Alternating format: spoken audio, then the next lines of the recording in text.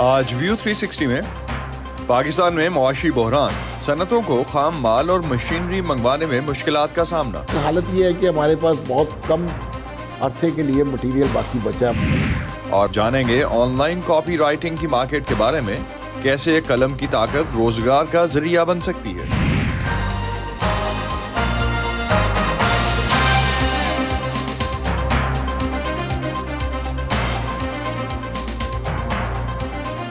Voice of America के Washington studios में आप सबको खुशामदीद। आप देख रहे हैं प्रोग्राम व्यू 360 और मैं हूं असदुल्लाह खालिद।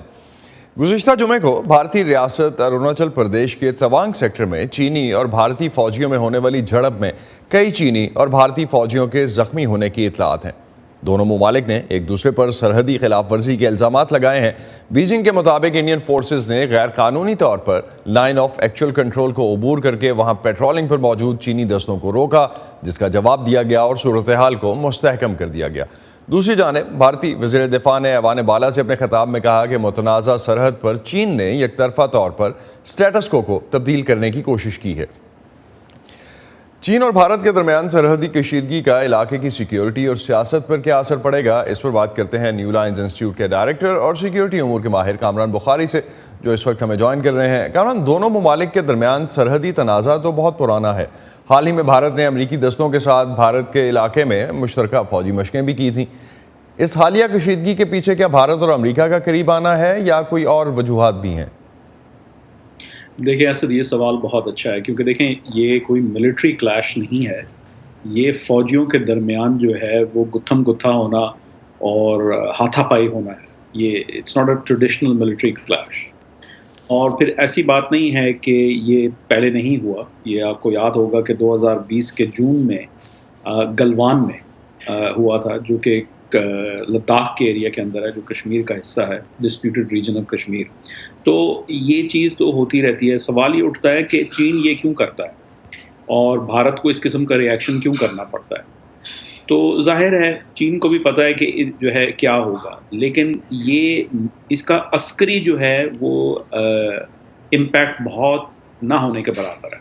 लेकिन ये सिम्बॉलिक है इन द सेंस कि चीन को मिल जाता है मौका कि वो अमेरिका को टेलीग्राफ करे कि देखें जो है हम आपके लिए प्रॉब्लम्स क्रिएट कर सकते हैं, जबकि आप रूस की जानिब जो है वो ऑलरेडी इन्वॉल्व हैं और वहाँ पे जो है आपकी सिचुएशन जो है वो ख़राब है, तो हम यहाँ पे भी आपके लिए प्रॉब्लम्स क्रिएट कर सकते हैं। सिग्नलिंग के काम आता है, पोस्टरिंग के काम आता है, वरना ये रूटीन है जो कि भारत को भी पता है और जो है चीन को भी पता है। तो इसका फ़ायदा क्या है, वो खामखा तो कर नहीं रहा। तो अब बेसिकली आपके ख्याल में ये सिग्नलिंग है अमेरिका के लिए ज़्यादा। तो पाकिस्तान की तरफ अगर हम चलें तो पाकिस्तान के वज़ीर दाखिला ने कल से हमने देखा कि भारत पर उन्होंने इल्ज़ाम लगाया कि वो पाकिस्तान के अंदर दहशतगर्दी कराने में मसरूफ़ है, और पाकिस्तान की जानिब से ये बयान ऐसे वक्त में आना, क्या इसका पस मंज़र भारत और चीन के दरमियान सरहदी झड़प हो सकता है? आपको लगता है कि इस तरह से कैलकुलेट किया जा सकता है? नहीं, वो जो पाकिस्तान ने जो बयान दिया है, जो प्रेस कॉन्फ्रेंस हुई है, वो तो ऑलमोस्ट लेटेस्ट है कि ये इस तरह की कई प्रेस कॉन्फ्रेंसेस बयानात आ चुके हैं कि जी रॉ जो है वो पाकिस्तान के अंदर दहशतगर्दी करा रही है।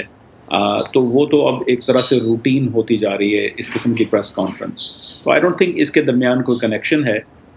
हाँ, अगर चीन और भारत के दरमियान कशीदगी बढ़ती है, जो कि नहीं बढ़ेगी क्योंकि दोनों के तजारती ताल्लुकात भी हैं जो कि नाइदर साइड जो है वो अफोर्ड कर सकती है कि उसके ऊपर कोई आंच आए, तो आई डोंट थिंक कि पाकिस्तान को सवाए इसके कि जो है भारत जो है वो डिस्ट्रैक्टेड हो सकता है एक हद तक, या फिर ये है कि अगर कोई सीरियस कार्रवाई जम्मू और कश्मीर के इलाके के अंदर होती है भारत और चीन के दरमियान, तो शायद उसका को पाकिस्तान को फ़ायदा हो, वरना अरुणाचल प्रदेश तो बहुत दूर है। और साथ ही साथ मैं ये भी कहता चलूँ कि अगर आप लोकेशन की चॉइस जो के ऊपर गौर करें तो 2020 में बिल्कुल जो है वो मगरबी बॉर्डर के कोने के ऊपर जो है वो इस तरह की झड़प हुई थी। चीनियों ने वहाँ पे इनग्रेस किया था। इस दफ़ा जो है तकरीबन 2.5 साल बाद ये हम देख रहे हैं कि ये बिल्कुल मशरकी बॉर्डर पे है, यानी ये बिल्कुल दूसरे सिरे पे है जो हिंदुस्तान और चीन का बॉर्डर है। और कुछ साल पहले जो है, अगर आपको याद होगा, तो सिक्किम के इलाके के अंदर भी इस किस्म की झड़प हुई थी जिसकी वीडियोस बनी थी। तो ये वक्तन फ़वक्तन चीन जो है पोक कर रहा है भारत को, और जैसे मैंने अर्ज़ किया इसकी एक सिंबॉलिक वैल्यू है, और आने वाले दिनों में शायद हम इस चीज़ को डिपेंड करता है कि अमेरिका और चीन के दरमियान जो तनाज़ा है वो किस तरह की शिद्दत इख्तियार करता है, तो हम एक्सपेक्ट कर सकते हैं कमल, लास्ट पे एक चीज़ मैं बिल्कुल क्लोजिंग पे जानना चाहूँगा। अफगानिस्तान में जो हमले हुए चीनी बाशिंदों पर, अभी हमने जो रिसेंटली देखे, तो दाइश ने उसकी जिम्मेदारी कबूल की है। अब दाइश की लिस्ट पे चीनी क्यों है? क्योंकि देखें दाइश का जो सिग्नेचर जो एमओ है वो यही है कि आप केओस क्रिएट करें, और आप जो है वो जो फॉल्ट लाइंस हैं उनको एक्सप्लॉइट करें। इराक के अंदर हमने देखा, सीरिया के अंदर हमने देखा, तो अफ़गानिस्तान के अंदर अगर आप चीनियों पे हमला करेंगे तो चीन और पाकिस्तान के दरमियान जो है वो एक तरह से कशीदगी बढ़ती है। चीन को मजबूर किया जाता है कि वो इसका जो है ना कोई सद्देबाब ढूंढे, और अगर चीन जो है घुस आता है किसी तरीके से, जो कि मुझे नहीं लगता अनकरीब ऐसा होगा, क्योंकि चीनियों की तारीख ऐसी नहीं है कि वो ओवरसीज डिप्लॉयमेंट करें फोर्सेस की, लेकिन अगर करते हैं तो ये एक ऐसा माहौल क्रिएट करता है कि जिसके अंदर दाइश जो है के लिए वो कंड्यूसिव होता है अपने आप को फैलाने के लिए। बहुत बहुत शुक्रिया कामरुन बुखारी, आप हमारे साथ थे, और ख़ास तौर पे इस वक्त जो सिचुएशन बन रही थी और उसके बाद का जो एनालिसिस खित्ते में सियासत के हवाले से और जियो पॉलिटिक्स के हवाले से हो सकता है, वो हमने आपसे लिया। अब बात करते हैं पाकिस्तानी वज़ीर ख़ारजा की। बिलावल भुट्टो आज से 6 रोज़ा दौरे पर अमरीका पहुँचे हैं। वज़ारत ख़ारजा के मुताबिक बिलावल भुट्टो कल से न्यूयॉर्क में शुरू होने वाले 2 रोज़ा G77 वज़राए ख़ारजा के इजलास की मेज़बानी करेंगे। पाकिस्तानी दफ्तर ख़ारजा की तरफ से जो स्केड्यूल जारी किया गया है उसके मुताबिक वज़ीर ख़ारजा सिक्योरिटी काउंसिल के ज़ेर एहतमाम आलमी अमन व सलामती के मौजू पर होने वाली एक बहस में भी शिरकत कर रहे हैं। बिलावल भुट्टो की 19 दिसंबर से वाशिंगटन में आला अमरीकी अहदेदारों और कांग्रेस के अरकान से मुलाकातें भी मुतवक्के हैं। इस्लामाबाद से वॉइस ऑफ अमेरिका के अली फुरकान इस वक्त हमारे साथ हैं, उनसे जानते हैं कि इस्लामाबाद को इस दौरे से क्या उम्मीदें हैं। अली, क्या तवक्कुआत हैं इस वक्त पाकिस्तान को इस दौरे से, ख़ास तौर पर जब मईशत ख़राब सूरत हाल में है पाकिस्तान की और सिक्योरिटी की सूरत हाल भी मखदूश है? जी, यकीनी तौर पे बिलावल भुट्टो के इस दौरे को अहमियत की निगाह से देखा जा रहा है। ये उनका तीसरा दौरा है जब से इत्तेहादी हुकूमत जो है वो अप्रैल के बाद से जो है वो उसका क़याम हुआ है, और जिन का आपने पहलुओं का जिक्र किया, उसके साथ साथ जो है यकीनी तौर पे ये अहम पहलू है। पाकिस्तान जो है वो माशी तौर पे खासी मुश्किल सूरत हाल से गुजर रहा है, और वो अमेरिका उसकी सबसे बड़ी तजारती मंडी है, $9 बिलियन के करीब जो है वो पाकिस्तान बरामद करता है वहाँ।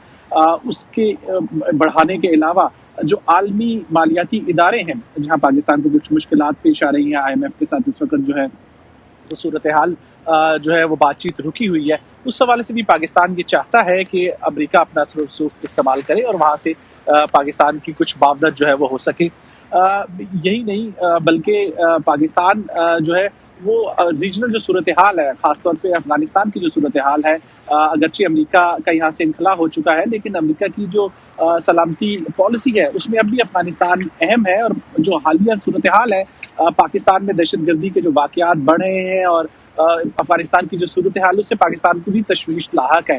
तो ये मुश्तरका एक ग्राउंड जो है वो दस्तयाब होता है पाकिस्तान का, और अमेरिका को अपने तावन को बढ़ाने के लिए पाकिस्तान ये चाहता है, एक ख्वाहिश रही है कि अमेरिका जो है वो अफगानिस्तान के तनाज़ुर में पाकिस्तान को ना देखे, और अब पाकिस्तान ये चाहता है कि वाशिंगटन नई दिल्ली के तनाज़ुर में भी पाकिस्तान को ना देखे। और जो माहिरीन हैं यहाँ इस्लामाबाद में खारजा पॉलिसी को देखने वाले, वो पुरुमीद है कि वाशिंगटन के जो पॉलिसी साज हैं वो भारत से बहुत ज़्यादा खुश नहीं है, और वो गर्मजोशी जो पहले पाई जाती थी यूक्रेन वार से, उसमें अब कुछ कमी वाक़या हुई है, वैसी गर्मजोशी नहीं है दोनों के ताल्लुकात में। तो पाकिस्तान के लिए इस हवाले से भी एक मुस्बत पहलू जो है वो देखा जा रहा है करना चाह रहा पाकिस्तान है। के ताल्लुकात के हवाले। बहुत शुक्रिया अली फुरकान, आप हमें अपडेट कर रहे थे इस्लामाबाद से। और बिलावल भुट्टो का दौरा जो आज से शुरू हुआ है, तीसरा दौरा है उनका इस टर्म का ये। आज के दौर में सच्चाई अहम है। दुनिया में कहीं भी सच को जानिए सिर्फ एक क्लिक से। VOA प्लस पर मालूमात अब आपकी दस्तरस में। सियासी तब्दीलियां, हकीकी कहानियां, हकीकी लोग। सिर्फ एक क्लिक से खुद को जोड़िए दुनिया भर की आवाजों से, किसी भी वक्त, किसी भी जगह, सिर्फ VOA प्लस पर।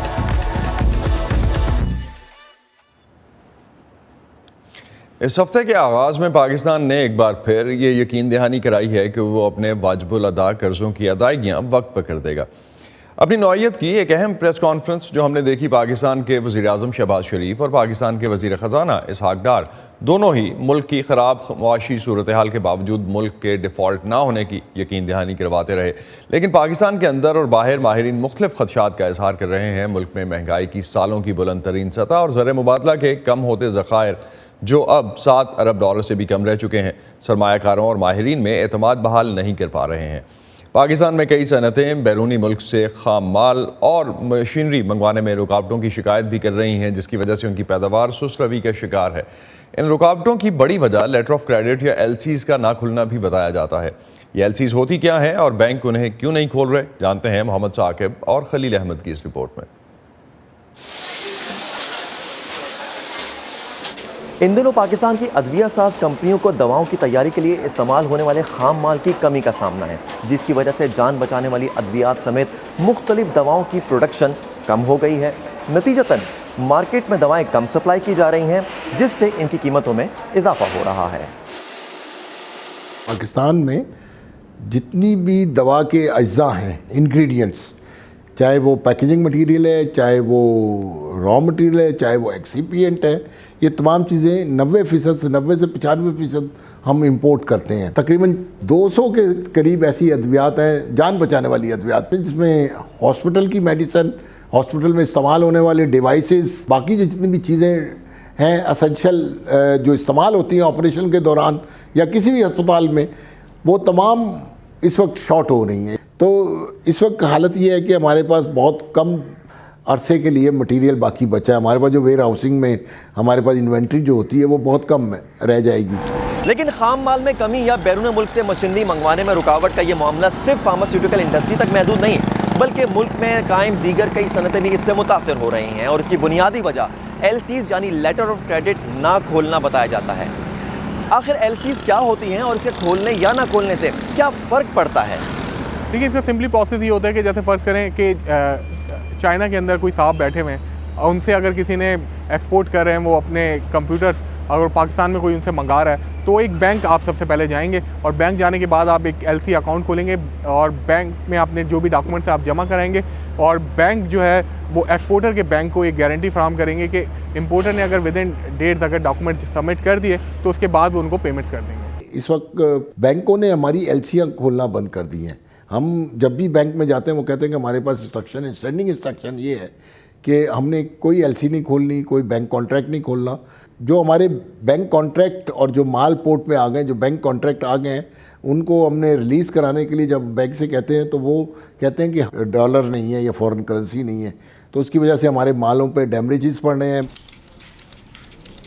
پاکستان کے جو ریزرو ہیں بامشکل 5 ہفتے کی امپورٹ کور کریں، کیونکہ اگر ایوریج دیکھیں ہم پچھلے 6 مہینے کا تو تقریباً $1 ارب ہمارا منتھلی جو ہے وہ ہمارے ریزرو کم ہو رہے ہیں، اور اب جب ہم نے بہت بڑی ایک پیمنٹ کی ہے 5 تاریخ کو $1 ارب کی یورو بانڈ کے حوالے سے، تو پھر ہمارے جو ریزرو ہیں اور فردر ڈاؤن نیچے آ گئے ہیں۔ تو اس کے بعد اسٹیٹ بینک کی پوری کوشش یہی ہے کہ کسی سے ڈالرز بچائے جا سکیں اور باہر سے انفلوز کا بندوبست کریں۔ انفلوز لانے میں تاخیر ہو رہی ہے، اس کی وجہ سے ہم اپنے ڈالرز بچانے کی حکمت عملی پہ کارآمد ہیں، اور اسی سلسلے میں جو گورنمنٹ ہے وہ LCs نہیں کھول رہی ہے، امپورٹر کو الاؤ نہیں کر رہی کہ باہر سے کوئی چیزیں پاکستان منگائی جائیں۔ معاشی ماہرین کا کہنا ہے کہ غیر ملکی زر مبادلہ کے کم ہوتے ہوئے ذخائر اب اس بات کی بھی اجازت نہیں دے رہے ہیں کہ ملک میں انتہائی ضروری اشیاء بھی بڑی مقدار میں منگوا لی جائیں۔ اسی لیے حکومت نے درآمد کرنے کے عمل کو قدرے مشکل بنا دیا ہے، اور اس کا نتیجہ ملک میں معاشی ترقی کی رفتار سست ہونے کی صورت میں نکل رہا ہے۔ Muhammad Saqib, voice of America, Karachi. Pakistan کی معیشت سے متعلق ایک حالیہ رپورٹ کے مطابق آئندہ سال پاکستان کے ذمے $28 ارب کے غیر ملکی قرضوں کی ادائیگیاں ہیں، اور اس کے علاوہ جو اس وقت سچویشن ہے، خاص طور پہ ابھی ہم نے جس طرح سے رپورٹ میں بھی دیکھا ملک کی معیشت کس نہج پہ کھڑی ہے، کس صورتحال سے اس وقت جوجھ رہی ہے۔ محمد سہیل ماہر معاشیات ہیں کراچی سے، اس وقت ہمارے ساتھ ہیں، ان سے ہم اس حوالے سے بات کرتے ہیں۔ سہیل، ابھی جس طرح ہم نے یہ رپورٹ دیکھی ثاقب کی، وائس آف امریکہ نے جو کراچی سے بنوائی، اس میں کہا گیا کہ LCs چھڑانے کے لیے پیسے نہیں ہیں، اور اس کا کیا اثر پڑ رہا ہے آپ کے نزدیک؟ اس مسئلے کا کوئی فوری حل ہے یا یہ شاید اس سال اسی طرح چلے گا؟ پاکستان کو ایکسٹرنل اکاؤنٹ پہ कई सदियों से चैलेंजेस का सामना रहा है, मगर इस दफ़ा ये काफ़ी प्रोलॉन्ग कर गया है और हमारे हिसाब से जो हालात हैं वो बहुत कठिन हैं और ये वैसे ही हालात हैं जो हमने अर्ली 1970s में देखे, फिर लेट 1990s में देखे और अब देख रहे हैं। तो 25-26 साल के बाद पाकिस्तान जो है उसमें एक हम कहते हैं उसको कि डेट रीपेमेंट क्राइसिस देखा जा रहा है और क्योंकि ये काफ़ी प्रोलॉन्ग हो गया है, उसमें सियासी इंस्टेबिलिटी का भी हाथ है, उसमें जो ग्लोबल फाइनेंशियल मार्केट्स हैं उसका भी हाथ है, उसमें ग्लोबल रिसेशन है, वो भी एक वजह है। तो अब हो रहा है कि हुकूमत के पास रिजर्व्स कम हैं, तो वो सेंट्रल बैंक जो है वो एक तरह से उसको मैनेज कर रहा है या रैशनिंग कर रहा है कि जो इम्पॉर्टेंट चीज़ें हैं उसके लिए डॉलर फराहम किए जा रहे हैं, जो लग्जरी और लेस इम्पॉर्टेंट हैं उसके लिए थोड़ा डिले फराहम किए जा रहे हैं, जिसको हम कह रहे हैं कि एलसी नहीं खुल रही। तो ये हालात तो देखे जा रहे हैं, मगर जो सबसे बड़ा मेरे ख़्याल में जो इशू है कि जो पाकिस्तान ने पिछले कुछ 6-7 बरस में एक्सटर्नली बाहर से जो कर्ज़े लिए हैं उनकी जो रीपेमेंट है वो जितनी बड़ी अभी है वो पाकिस्तान की 75 साल हिस्ट्री में नहीं थी। लेकिन जो सुहेल, जिस तरह आप कह रहे थे कि पाकिस्तान के लिए हर 25-30 साल के बाद ये क्राइसिस खड़ा होता है, 70 में इससे पहले बड़ा था, लेकिन ये डेट मैनेजमेंट करने के लिए भी शायद रीस्केजुलिंग कुछ हल्के समझते हैं, कुछ तजयकार समझते हैं और कुछ डेफिनेटली एक दोनों स्कूल ऑफ थॉट्स हैं कि या तो रिस्ट्रक्चर कर लिया जाए या अपेरेंटली जो है उनको किसी तरह से भी पूरा किया जाए। कैसे होगा? नवा रिव्यू जो है IMF का, उसके मुज़ाकरात अभी तक नहीं हुए, कुछ वाज़े नहीं है। कुछ दिन पहले वज़ीर ख़ज़ाना ने कहा कि $3 अरब का इंतज़ाम हो चुका है, दोस्त ममालिक से आ जाएंगे, अभी तक वो भी नहीं आए। लेकिन एक दूसरी साइड ये भी कहती है कि जब तक IMF से क्लियरेंस नहीं होती कोई भी पैसे देने को तैयार नहीं होगा पाकिस्तान को। Would you agree with that? काफ़ी हद तक सही बात है। देखिए, सऊदी अरेबिया से एडिशनल फंडिंग की भी बातें हो रही हैं और IMF का प्रोग्राम जो नवंबर में ख़त्म हो जाना था अब लग रहा है कि शायद जनवरी या फरवरी तक चला जाए, तो इससे भी थोड़ी सी अनसर्टनिटी बढ़ी है।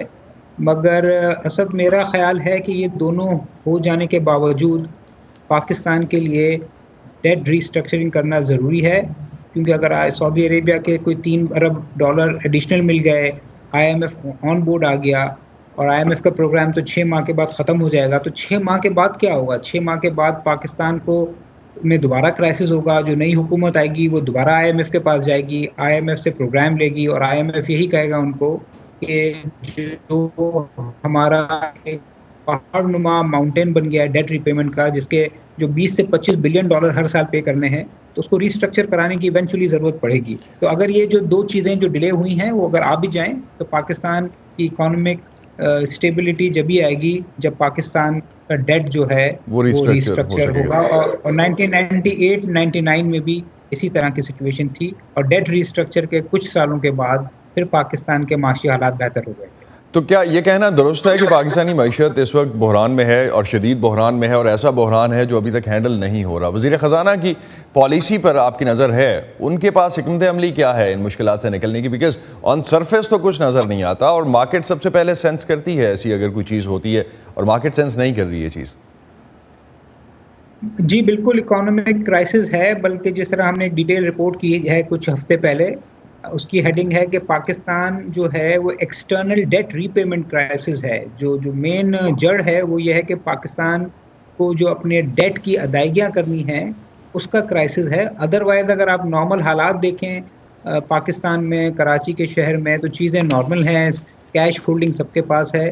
दूसरा आपका सवाल था कि वज़ीर ख़ज़ाना के पास क्या है। देखिए, वज़ीर ख़ज़ाना ये PDM के जो दूसरे आए उनकी एक हिकमत अमली ये थोड़ी तब्दील हुई जिससे ऑप्टिक्स तो अच्छे हो गए मगर शायद क्राइसिस बढ़ रहा है उससे। वो है करेंसी जो है उसको शायद किसी तरीके से मैनेज किया गया, ऑल्दो 2019 का जो स्टेट बैंक का एक्ट है उसके हिसाब से मार्केट ड्रिवन होना चाहिए, तो उसका नतीजा ये निकला है कि एक पैरेलल मार्केट जिसको हम ब्लैक मार्केट कहते हैं जो एग्जिस्ट ज़्यादा नहीं करती थी वो डेवलप हो गई है, जिसकी वजह से 10% का फ़र्क हो गया है और हमने देखा है कि एक्सपोर्ट्स के और रेमिटेंस के नंबर उसकी वजह से गिर रहे हैं। तो बज़ाहिर लग रहा है कि उनकी हिकमत अमली ये है कि इलेक्शन तक इसी तरीके से पाकिस्तान की तो इकोनॉमी इलेक्शन के बाद ही शायद ये कोई सिचुएशन बेहतर होती नजर आएगी हमें, या एटलीस्ट क्लैरिटी नजर आएगी. बहुत शुक्रिया सुहेल, आप हमारे साथ थे. मोहम्मद सुहेल नाजरीन हमें कराची से उन्होंने ज्वाइन किया और पाकिस्तान की इकॉनमी के हवाले से बात कर रहे थे. इसी कॉन्टेक्स्ट में एक और स्टोरी भी आपसे शेयर करते हैं. अगर आप लिखने का हुनर जानते हैं तो ऑनलाइन दुनिया में कॉपी राइटर्स की एक बड़ी मार्केट आपकी मुंतज़िर है. आज आपको मिलवाते हैं पाकिस्तान में एक कामयाब कॉपी राइटिंग प्रोग्राम मुतारिफ करवाने वाले शहजाद खान से, जो 1000 से ज़ायद कॉपी राइटर्स की तरबियत करके उनके लिए बैनुल अक़वामी मार्केट में रोज़गार की राहें हमवार कर चुके. आइए रिपोर्ट देखते हैं. मुल्तान से ताल्लुक़ रखने वाले Shahzad Khan online copywriter हैं. वो अपने क्लाइंट्स के लिए कॉपी राइटिंग के 3000 से ज़ायद प्रोजेक्ट्स करके $7 मिलियन यानी लगभग 1 अरब 56 करोड़ रुपए की सेल्स पैदा कर चुके हैं. वो खुद भी 10 लाख से ज़ायद फ़ी महीना कमाने वाले चंद पाकिस्तानियों में से एक हैं, लेकिन इनकी इस कहानी के पीछे मेहनत की एक दास्तान है. मैकेनिकल इंजीनियरिंग मैंने की है यूईटी लाहौर से. Graduated in 2015. मुझे जो जॉब मिली उस पर मुझे 10,000 रुपये सैलरी दे रहे थे वो महीने की. मैं मुल्तान से हूँ बेसिकली, तो वो जॉब लाहौर की थी, बड़ी टफ़ थी, जॉब भी टफ़ थी, फील्ड सर्विस की थी. 2017 में मैंने फुली फोकस कर लिया कि अभी अब मैंने राइटिंग ही करनी है और उसको आगे लेके चलना है. और आफ्टर सेंडिंग अबाउट 90 प्रपोजल्स शुरू के दिनों में मुझे पहली जॉब मिली, जो मुझे वो क्लाइंट तकरीबन $150-200 देता था शुरू में, जो मेरा पहला क्लाइंट था. शहजाद ऑनलाइन कॉपी राइटिंग को कुछ यूँ बयान करते हैं. फेसबुक ऐड का जो कैप्शन होता है वो कॉपी राइटिंग होती है. इसी तरह उसकी जो स्क्रिप्ट होती है, अगर वो वीडियो है तो वो कॉपी राइटर लिखता है. कोई भी सेल्स पेज है, कोई प्रोडक्ट की डिस्क्रिप्शन लिख रहा है तो वो भी कॉपी राइटर का काम है. और इसी तरह से मल्टीपल ईमेल्स आती हैं आपको ब्रांड्स की तरफ से, वो सब जो हैं कॉपी राइटिंग के ज़ुमरे में आती हैं. 2017 से कॉपी राइटिंग की फील्ड में कदम रखने वाले शहजाद कहते हैं कि उन्हें एक के बाद दूसरा, फिर तीसरा और अनगिनत प्रोजेक्ट मिलना शुरू हुए तो उन्होंने तन्हा फ़ायदा उठाने की बजाय अपनी टीम बनाना शुरू की, जो बढ़ते बढ़ते लैपटॉप लिविंग नामी एक कम्युनिटी में तब्दील हुई, जिसके मेंबर्स की तादाद 15,000 तक पहुंच चुकी है. इनमें सलवा जाकवानी भी शामिल हैं. मुझे रिसर्च करना बहुत पसंद है और मुझे अलग अलग निशेस के लिए लिखना पसंद है. मैं क्लाइंट की सारी ब्रांडिंग, ब्रांड टोन, हर चीज़ का आइडिया ले लेती हूँ. What the client is expecting from the copy, everything, and then I go about researching into that niche. Pakistan में बैठे इन कॉपी राइटर्स को 90% प्रोजेक्ट्स अमेरिका, यूरोप, मुत्तहिदा अरब अमारात और दीगर ममालिक से मिलते हैं, जबकि इनके मुताबिक पाकिस्तान में भी डिजिटल मार्केट ब्रांड्स राइज होने से पाकिस्तानी क्लाइंट्स की तादाद भी बढ़ रही है. स्कोप जो है कॉपी राइटिंग का बहुत ज़्यादा है मार्केट में, चाहे वो पाकिस्तान की मार्केट हो चाहे वो बाहर की मार्केट हो. प्रोजेक्ट की जो भी प्राइस होती है, वो जो डिमांड करते हैं, वो फिर क्लाइंट्स उनको देने के लिए तैयार होते हैं, क्योंकि उनको पता है वो जो जब वो चीज़ लिखी जाएगी, उस लफ्ज़ों को बेहतर किया जाएगा, तो उनका जो रेवेन्यू है, जो उनका सेल्स है, जो भी ROI है, 1 से 10 गुना तक बढ़ जाएगा. बतौर सिंगल पेरेंट 2 बच्चों की वालदा अस्मा कुरैशी के लिए दिन के 4 से 5 घंटे कॉपी राइटिंग को देने से वो घर बैठे माहाना 1.5 लाख से ज़्यादा आमदन कमा लेती हैं. लेकिन इनके मुताबिक कॉपी राइटिंग में वही लोग आगे बढ़ते हैं जो सीखने का अमल जारी रखते हैं. एक ग्रांट राइटिंग का कोर्स मैंने हार्वर्ड का एडेक्स से किया, फ्री ऑफ कॉस्ट. आपके पास रिसोर्सेज हैं, आपका टाइम है, आप उसको अवेल करें. फिर हबस्पॉट पे जो है वो ईमेल मार्केटिंग का कोर्स है 3 घंटे का. अब आपके पास इस तरह की सर्टिफिकेशंस आ जाएंगी. डिजिटल मार्केटिंग का कोर्स है फ्री ऑफ कॉस्ट, इस पे गूगल डिजिटल गैरेज के ऊपर. आजकल की नीड होगी है कि आप दुनिया के साथ साथ चलें. इन कॉपी राइटर्स के मुताबिक कॉपी राइटिंग एक मेहनत और वक्त तलब काम है और तख्लीकी सोच रखना भी एक ज़रूरी अंसर है. इसलिए इस फील्ड को बतौर पेशा अपनाने से पहले अपनी काबिलियत के मेयार को एक बार ज़रूर जांचें और फिर इस शोबे से मिलने वाले मौक़ों से फ़ायदा उठाएं. Saman Khan, voice of America, Lahore. आज के व्यू 360 से यही कुछ. असदुल्लाह खालिद को इजाज़त दीजिए. खुदा हाफिज़.